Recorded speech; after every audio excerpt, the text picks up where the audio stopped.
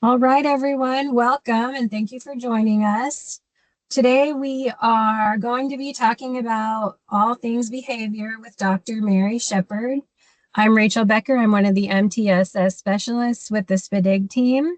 And then we have Benjamin, who's going to be running our AI. So if you have any questions, feel free to put those in the chat and we will have a Q&A section at the end of the presentation. So I'm going to go ahead and introduce Dr. Shepard. She currently serves as the training director at OPIC, where she has played an instrumental role in achieving APA accreditation for the center. Dr. Shepard is also the current leader of the behavior department at Oklahoma Pediatric Therapy Center, where she combines her passion for working with children and her expertise in autism spectrum disorders.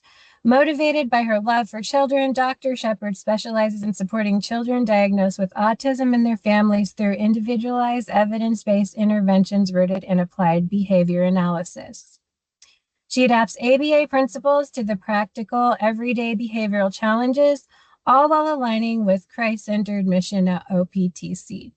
So welcome, Dr. Shepard, and welcome everyone, and thank you for joining us today. I'll let you go ahead and get started if you're ready. Yes. And Benjamin, are you guys seeing my presentation or what is it that you guys are seeing? You're muted. Sorry. Yes, we're seeing your note side, your presenter side. Okay. What app are you using? Adobe or PowerPoint? PowerPoint. Okay, exit show, go back to presenter's view. This interview. Oh, how's that? Click. So you take your arrow, go down to the way the camera is. Over here? Huh? I think it's just switch your view. Oh no, just cut your camera off. Never mind. That doesn't do anything. Try the three dots. Try the three dots. To give you the option to switch your. Give me 1 second. Sorry, my screen looks different from yours. Give me 1 second. You're fine.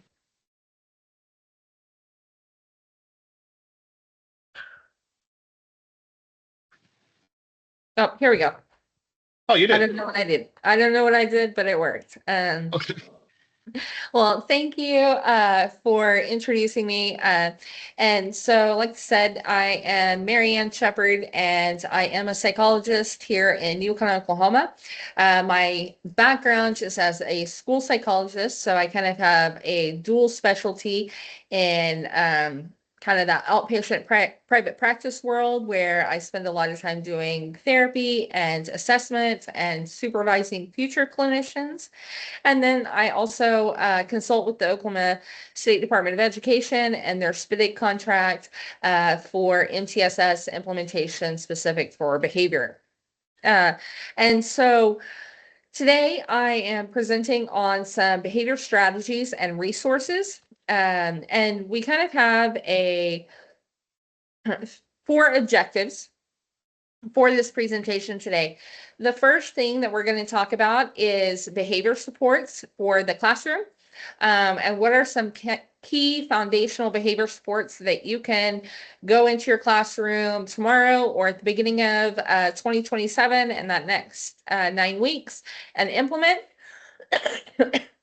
The second thing we're going to talk about is the functions of behavior and why they matter. You've probably heard about FBAs and BIPs and all of this stuff. So we're going to talk a little bit about those, and I'm going to introduce some key concepts there.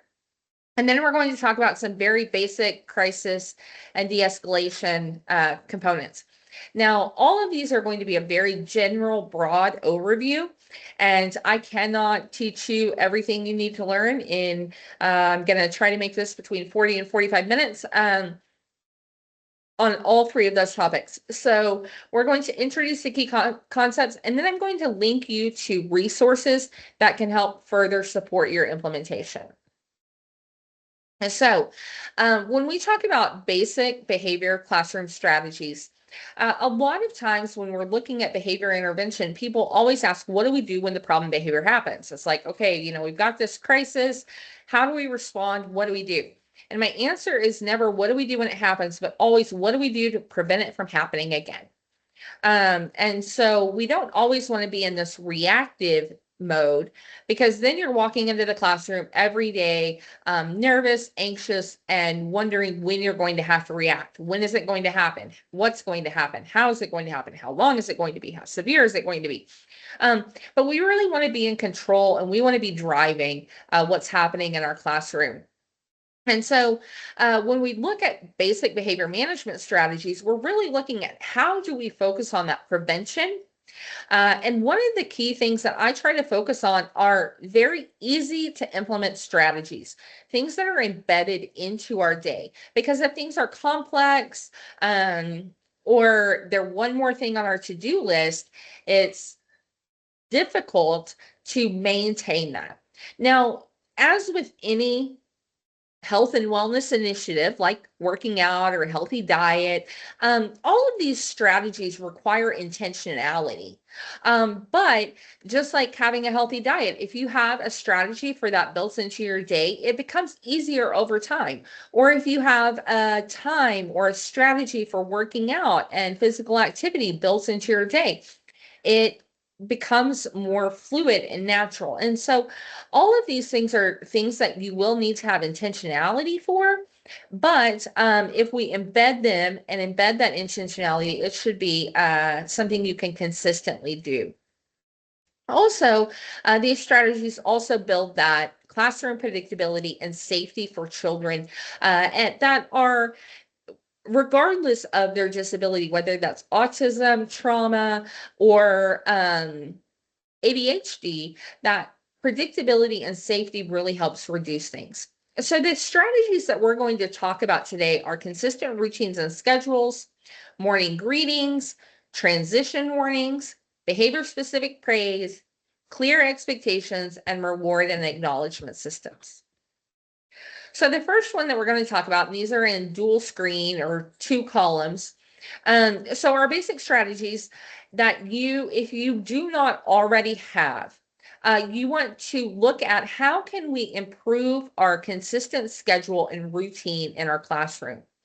And for children that are younger or have language delays or autism, really any developmental delays that may impact their ability to quickly and fluently read and or comprehend what they're reading, visual schedules are essential. And we don't want to just have like visually written up there on the board. We have morning meeting, and then we have reading centers, and then we don't want to write those things, but we want to find a way to have a visual schedule. And the more severe the disability, the more visual the components need to be. If you are working in a junior high or a high school setting where you have fluent readers who can comprehend what they read, then you can have that written schedule. But if you're in a special education room where you do have children that are reading on a first grade level, even if they are in high school, that visual component, you don't have to be complex in this. And now that we have all of these AI tools, you can ask ChatGPT or AI to help you with that visual component, or you can simply use images.google.com, cut and paste those images. And there are some that are already created.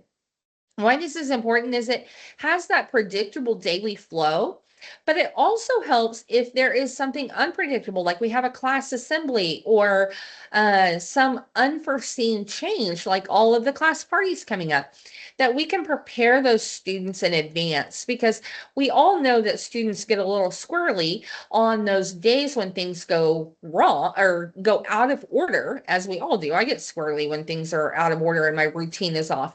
But this helps them to visually process that. Even though we verbally told them, the visual helps. You also want to think about your transitions and how you can have that consistency in the routine and lining up, turning in work, bathroom breaks, entering the classroom at the beginning of the day, and ending the day. So you don't want to just have a broad overview of your schedule, but you may also do some visuals for, like, what do we do when we line up? Okay, we need to clear off our desk. We need to turn in our paper. We need to walk to the line, and we need to stand on our letter or our number. The same with turning in work. You need to write your name. You need to write the date. You need to put it in the bin face down. And so sometimes having those key, even if it's just 3 steps that are visual, if you think about our children with executive function deficits, whether that's ADHD or just executive functioning deficits, 3-step directions can be very difficult, and they can do 1 or 2-step directions, but you put in 3 steps and they're done. And so when we think about going to the bathroom, like you need to walk in, you need to go to the bathroom, you need to wash your hands, you need to dry your hands, you need to walk out. Well, that's 4 steps, and they're sometimes lost in that process. And even though we take for granted the ability to keep all 4 steps in our minds, somebody with executive functioning deficits really can't do that. And when we look at our entering and ending the day, those sequences of information sometimes are multiple steps where they need to sharpen their pencil, they need to turn in their homework, they need to start their morning reader, they need to do their lunch count, whatever that is. And so sometimes those have 5, 6 or more steps, and so you really want to break down those transitions and routines, and provide some visuals for those that may have more difficulty. Morning greetings are another excellent strategy. They increase connection, it lowers anxiety, and there's just so much research on how a consistent, individualized morning greeting of each student in your classroom reduces overall behavior problems. And you may be thinking, like, I don't have time to do this, but if you can reduce your stress and reduce behavior problems overall, it will free up time later in the day. So it is a forward investment in the behavior functioning of your classroom. And so this is when the students are coming into the classroom, taking that time to give a fist bump, a wave, a high five. Make sure you say their name. If you know something that they did the night before, like their piano recital that they told you about, or they told you they had a soccer game, a quick, hey, how was your soccer game? Or how'd you do at your recital? Or did you enjoy seeing your grandma last night? Something like that. Having those personal connections really improves that quality of relationship with the teacher and the student, which ultimately leads to a decrease in problem behavior. Transition warnings.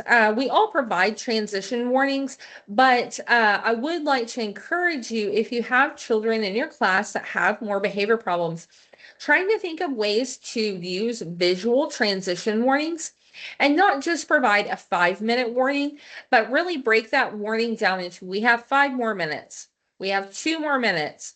Okay, we have 30 seconds. And then counting it down, 10, 9, 8. This can really help prepare those students both mentally and behaviorally for that transition, especially students that have a hard time transitioning or often feel rushed.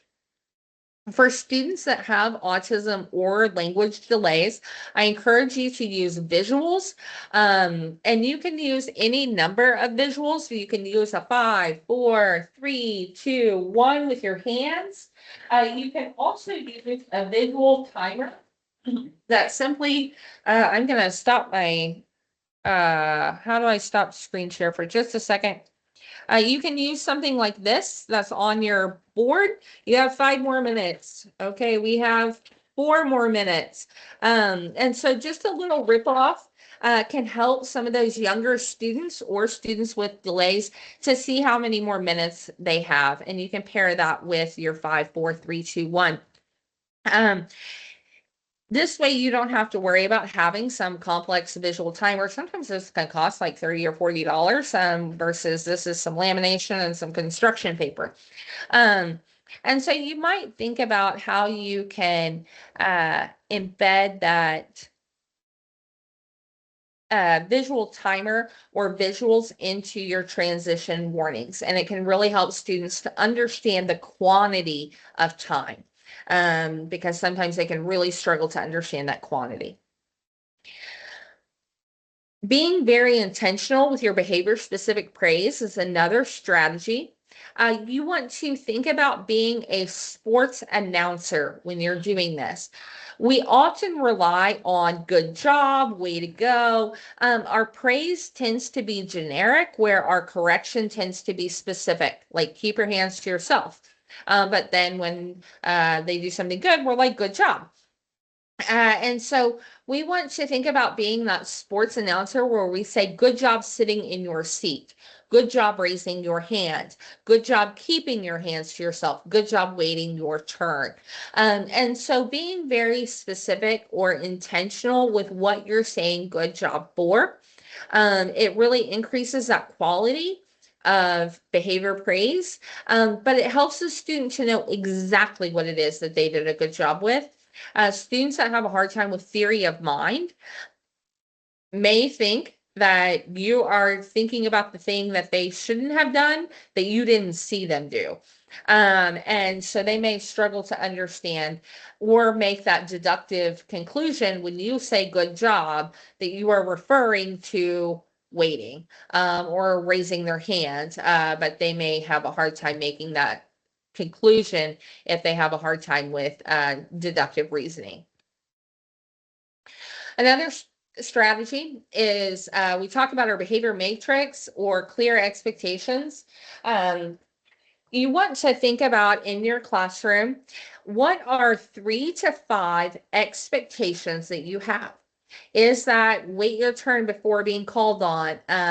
Is it to say please and thank you? Is it what are your expectations? And you can model these after your school-wide expectations. If you have school-wide expectations, how can you extend those school-wide expectations into your classroom? But you can also look at, if you don't have school-wide expectations, what are the 3 to 5 expectations that I want to set for my classroom? And what do those look like? You want them to be observable and measurable. And so if we say be kind, so we want everyone in our classroom to be kind, to be accountable, and to be I can't think of a third one right now, but those are very generic and maybe interpreted differently. So you don't want to just say be kind. You want to say more specifically in your matrix, being kind is saying please and thank you. It is sharing. It is having safe hands. And so what does that mean? And how can you give those examples across settings? So how can we be kind at recess? How can we be kind on the carpet? How can we be kind at centers? How can we be kind during carpet time? And so providing those examples and specifics across different settings in your classroom. Once you have those expectations, how can you again focus on that behavior specific praise, but then turn that into reward and acknowledgement systems? So this has been a lot of information and a lot to take in. Those are some strategies that if you're not yet implementing, I would like to encourage you to consider. However, coming soon in the spring of 2026 is going to be our OKMTSS Tier 1 behavior for the classroom and teacher. This has been drafted. It's in the editing and publication process. So we are finalizing the edits for this, and then it will go to Benjamin for publication. So if you want more specific information on what are those tier 1 strategies that I can do in the classroom, this module is available or will become available this spring. And so watch your emails, and if you want, you can kind of set yourself a note to check back in late January, early February to go through that, and it can really give you some more ideas on some of those behavior specific things that you can do on a daily basis that will help reduce that overall general problem. And those are those tier 1 interventions. So we're really looking at what is the whole class-wide strategies. However, when we think about our tier 1 interventions, they address 80% of the students in the school. There are still 20% of our students that need more intensive intervention. And so when we look at more intensive intervention, that's where we get into the functions of behavior and that functional behavior assessment, behavior intervention plans. Excuse me. I've been sick for the last week, and so I'm still kind of recovering with that cough. Um, so our behavior strategies work for most of our students, but we do need to have a plan for those students that need more intensive support, that need that tier 2 or tier 3 intervention. One of the things that has been integral and key in my success as a psychologist is understanding that all behavior has a purpose. And why it happens, and not just looking at what is the behavior. Is it a tantrum? Is it aggression? Is it self-injury? But really looking at why is this behavior happening? Because all behavior is communication. And students, individuals, all individuals engage in behavior to meet a need. And so if we tried to consider every possible need or thing that a student is communicating, that would be overwhelming and we would have no place to start. So what we do is all behavior has been kind of reduced to these 4 categories. And it helps us to conceptualize behavior to guide those interventions. So when behavior is happening, it is purposeful and it tends to fall in one of these 4 purposes. And so when we do a functional behavior assessment, we are trying to decide which of these 4 purposes or which of these 4 functions does the behavior serve? Is the behavior allowing the student to escape or avoid something? Now, that escape or avoidance may be a task, but it also may be a situation, a person, or a setting, such as being overstimulated or a bully. And so it doesn't necessarily have to be academic escape or avoidance. We also avoid things that make us anxious. So just because someone is anxious, we wouldn't focus on anxious, we would focus on they are avoiding a situation. We also engage in behavior to get attention. Attention is not just teacher attention. It could be parents' attention. It could be teacher attention. It could be other staff's attention. It could be peer attention. And it could be the quality or the quantity of the attention. So it could be that when I'm following the rules and the expectations in the class, I get this level of attention. But if I destroy the class, I get this level of attention. So it could be specific to a type of attention. Access to tangible items. These are activities or privileges or just everyday things, but it could be electronics. It could be, privileges within the school or the classroom. When we think about school suspension, it could be access to tangibles. So if I'm at school, I'm engaging in academics, but if I'm at home and mom and dad both work, I could get access to electronics all day. So if I engage in behavior that gets me sent home from school, and then I get to engage in the iPad or TV or video games all day, behavior that's happening in the school could lead to access to tangibles in other situations or settings. So it doesn't just have to be tangible items in the school.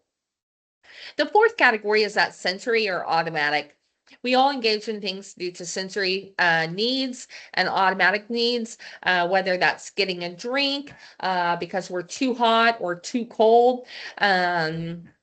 Or because, we all tend to fidget, whether that's also gets us attention or not, but we have those sensory needs. And so why this matters, a lot of times in the school, we get stuck thinking about what does the behavior look like? And we focus on the actual behavior of aggression or property destruction or disruptive behavior, yelling, talking out of seat. But rather than focusing on that topography, what the behavior looks like, you really want to look at why is the behavior happening? What is its function? Because one student may engage in aggressive behavior in order to get attention and a reaction from staff. Whereas another student may engage in aggressive behavior to get sent home from school so that they can play on the iPad. And another student may engage in aggressive behavior because they want to get out of math. And another student may engage in aggressive behavior because they're overstimulated. And so, if we just look at what the behavior is, aggression, it really does not point us towards how to fix the behavior.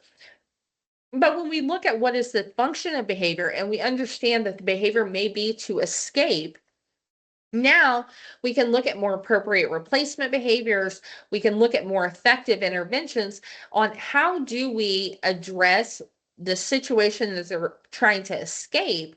How do we address that skill deficit, or how do we address the situation, and how do we teach them more appropriate ways to handle that? And that leads to more durable, long-term behavior change. So let's look at this again. So topography, what the behavior looks like. A student throws their pencil across the room. The possible functions, why the behavior happens. So in situation one, the student throws the pencil because they want to avoid doing a difficult writing assignment. In that circumstance, we would provide writing supports. We might break the task into chunks or allow a brief break. Providing them tangible things like a pencil or a toy out of the treasure box may not be as effective as those writing supports or the breaks. Versus a student that maybe is engaging in the behavior for attention. The student throws the pencil because they want their peers or teacher to react. In that circumstance, a more appropriate intervention than a treasure box or points would be to teach an appropriate way to request that attention, whether that's from the teacher or their peers. And then we really want to be mindful when they do request, how do we honor that request so that they don't resort to alternative disruptive behaviors in order to get that attention. In the third scenario, access to tangible. The student throws their pencil, so the teacher will give them a new preferred pencil. In this circumstance, the treasure box might be helpful, where we can set clear rules for how we earn new things and reinforce those appropriate requests. Finally, in the fourth scenario, the act of throwing a pencil feels stimulating or provides that sensory feedback. And then we want to provide those sensory alternatives or movement breaks. I often am shooting things across the room because I'm always fidgeting. Right now, I've got a hair tie in my hand, which I dropped earlier while I was in an important meeting, and then I'm like, whoops. I have with my pens. I often play with the clip on the pen. And inevitably, in the middle of a session, I will break that off and it will go shooting across the room. And I'm like, that probably wasn't the most professional thing I've ever done. But because I'm a fidgeter, I tend to fidget with those and it can be disruptive. And so practical intervention ideas, once we have those functions, escape. If the function is escape, we need to look at shorter tasks or break cards. If the function is attention, we need to look at how do we use our praise strategically? How do we use our proximity to the student to provide more appropriate attention? If it's tangible, how can we give clear access rules and timers, transition warnings?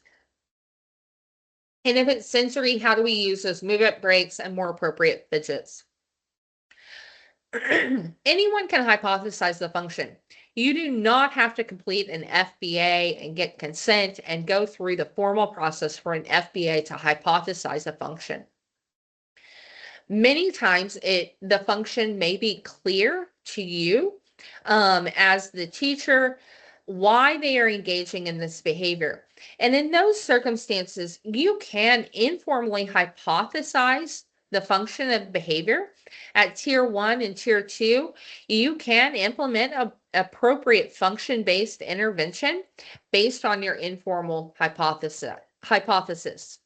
However, you may need a formal FBA and BIP for tier 3 or in those special education self-contained situations. And in those circumstances, you want to progress to a formal functional assessment and a formal when those informal hypotheses and interventions have been ineffective. So in order to support you, functional behavior assessment is something that does require training. We have a new functional behavior assessment training that has recently been developed specifically for our educators to help them, and a new behavior intervention plan development course and module. These are brand new, they are drafted, and they are coming in January of 2026. So these will be published prior to that tier 1 one that we just talked about. And so these are drafted and ready to roll. We just have to get them through the publication phase and get through the holidays to do that. And so our plan is to have those published by the end of January. So if you find that you are in the stage of needing to do a formal functional behavior assessment, behavior intervention plan, please watch for those, and that will be coming out. Even with the best laid plans, you may have a functional assessment and behavior intervention plan. Crises may happen. So what is a crisis? A crisis is a loss of emotional or behavioral control. And prevention for a crisis begins by recognizing those very early signs.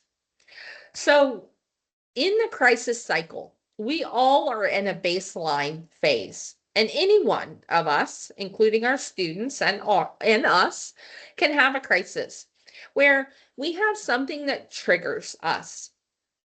And you can all think about our crises vary in intensity, but everybody is kind of in this common baseline stage. But then somebody may say or do something that triggers us, which leads to agitation. And then that agitation can accelerate to a more, and that's where the crisis really begins to ramp up, is in that acceleration. Students will reach a peak.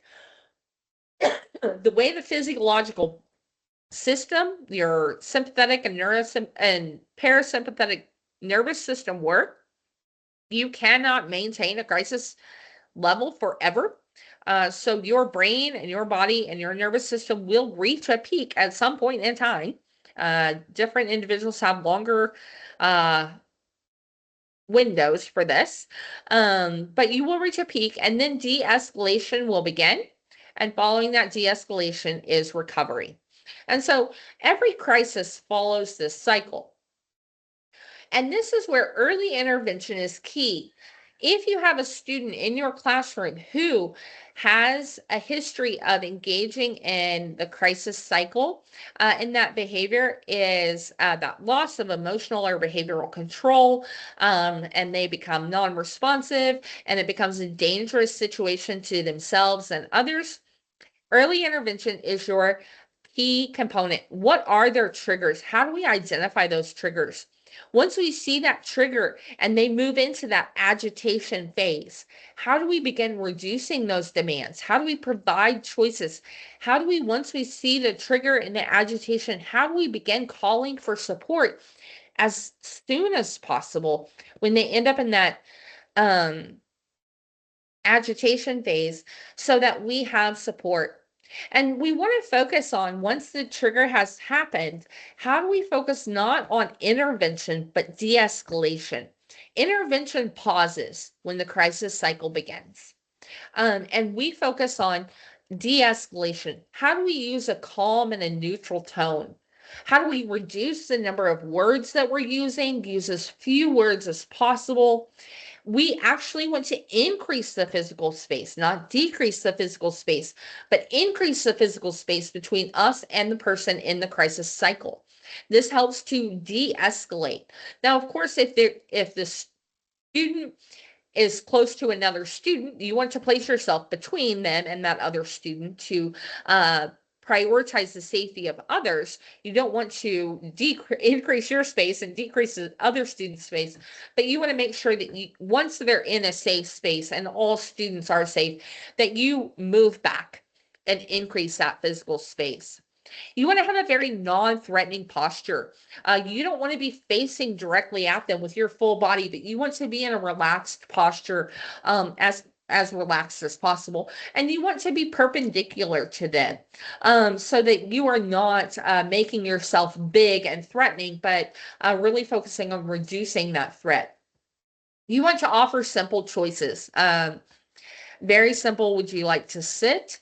Would you like drink of water. How do we help them to de-escalate? And you want to validate their feelings. I can see you are very upset right now. I can see that you are frustrated, or it appears as if you are very sad. Whatever it is, you want to reflect that feeling back and validate it. So if you are developing a crisis plan, you want to have those identified triggers listed in the plan for all staff that work with the child so they can avoid those triggers. You want to provide those early warning signs. What are things they say or things they do? Do they start to rock? Do they start to breathe heavy? Do they start to push back their paper? Do they start to verbally say, this is stupid? What are those early warning signs, and how should adults respond when they say that? What safety steps need to take place? Do they need to remove other students? Do they need to remove sharp objects or like pencils or pens? Things like that. Do they need to remove electronics such as their Chromebook or their tablet so that they don't get broken? And then what are the steps to re-engage after that peak phase and the de-escalation? So these are all things that you want to have in your crisis plan. Again, this is just a very broad overview, but if crisis planning is something that you are really struggling with, the Iris Center has a wonderful free resource that is an evidence-based informed practice on crisis and the crisis cycle and crisis planning.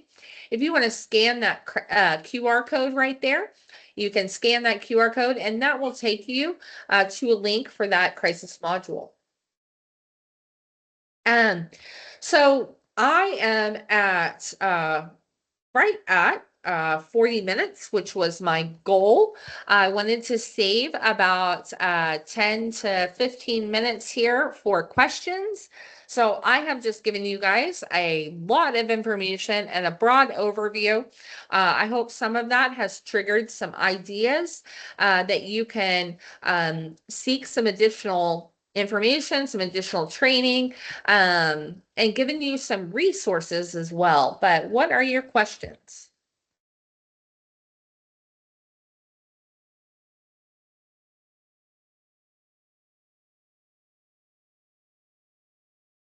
Got a quiet group. Everybody's at the end of the day, right before Christmas, and you're like, my brain is fried.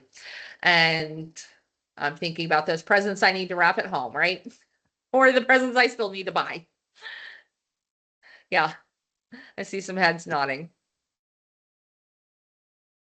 Was this helpful? Did this writing that last IEP? Yes. I was just talking to a friend and how there's this pressure before the break to wrap up your to-do list. And how do we, before we go on break, how do we wrap up everything on our to-do list, and how much pressure we have that we put on ourselves to like walk out of the door with a semi-completed to-do list. So I know everybody's trying to do that as well. I saw in the chat, it said good information. Writing that last IEP is one of the comments.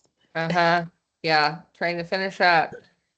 Well, if there are no other questions, thank you, Dr. Shepherd. Yes. Oh, wait, here we're getting a question. Okay. So one of the questions is, have you heard of students getting physically sick if the classwork is too rigorous? Yeah. So they can physically get sick. When you have anxiety, you have so your nervous system has the sympathetic nervous system and the parasympathetic nervous system, okay? And so your parasympathetic nervous system is like your calm, relaxed system. But then when your sympathetic nervous system turns on, a lot of things happen internally, which can change your blood pressure, can dilate or constrict your blood vessels, which impacts your blood pressure. And it also can impact your digestive system. So we all get that butterfly feeling.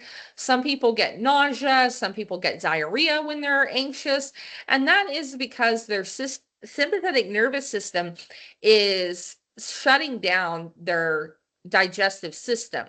And so in some individuals, that could be that they may become physically sick. Um, and if they have a very easy gag reflex or a weak stomach, they could also vomit in circumstances where they're especially anxious. And so in that circumstance, it would be some combination of escape and avoidant behavior and sensory behavior. Okay. And so in that escape and avoidant behavior, you would want to look at how do you reinforce asking for a break? How do you reinforce, or how do you implement breaks? How do you look at things like a glass of water can help with that because it can, especially a cold glass of water may help. But how do you look at the strategies for escape and avoidance, like break cards, reducing the number of questions, things like that? And it can really help that. See that at Macalester, you guys have somebody who writes those FBAs and BIPs. So that's great. I'm glad you guys have that resource available to you. I still encourage you to review that FBA and BIP module because it might help you to understand those FBAs and BIPs a little bit better and just kind of understand the information they're seeking and the information that it provides. So that's awesome. I also see Deborah says, I work in resource. Should I still welcome or re-welcome students every time I bring them to the resource room in small groups throughout the day? Yes. Because that is pairing you as a person with that positive reinforcement and building that relationship. And so when they come in, I would still do that welcome to the class, to the resource room, where you say their name and follow up with them and that personalized greeting. Great questions. Question. Yeah, and good information, Dr. Shepard. So we will have access to this presentation as well as the information within the presentation to the other trainings that she mentioned. So if there's nothing else, I think we are ready to end unless we get any last minute questions. But I hope everybody has a great new year and thank you for joining us. Yes, thank you for your attendance. All righty, thank you. Bye, Rachel. Have a great day. If you need anything, reach out. Appreciate it.